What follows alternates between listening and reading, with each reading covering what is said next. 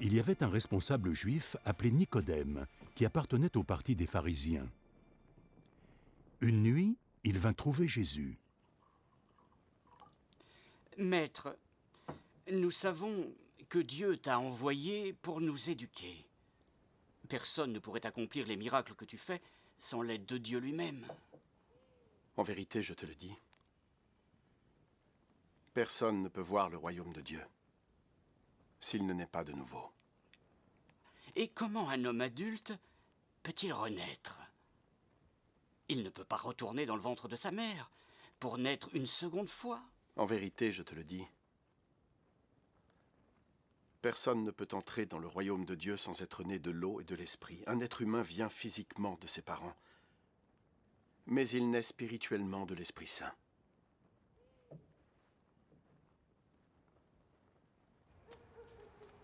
Ne sois pas surpris, parce que je te dis qu'il vous faut tous renaître. Le vent souffle où il le désire.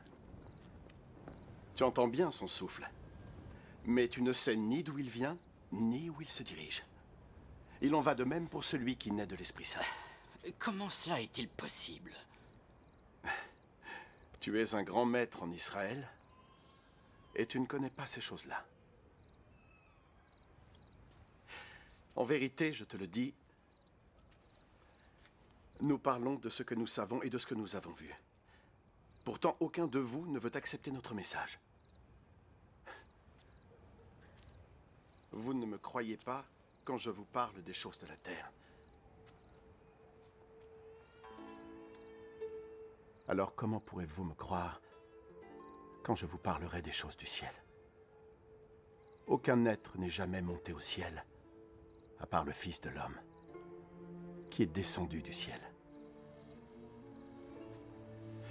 De même que Moïse a élevé le serpent de bronze sur un bâton dans le désert, de même le Fils de l'homme doit être élevé, afin que ceux qui croient en lui aient la vie éternelle.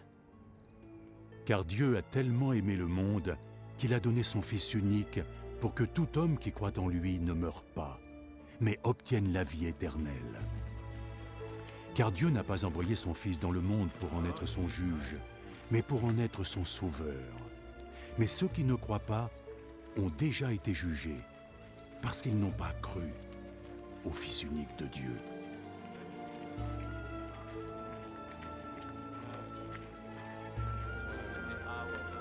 Voici comment fonctionne le jugement.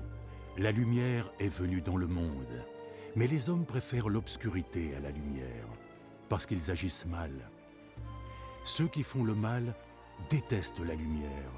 Ils ne reviennent pas à la lumière, de peur que leurs mauvaises actions deviennent visibles.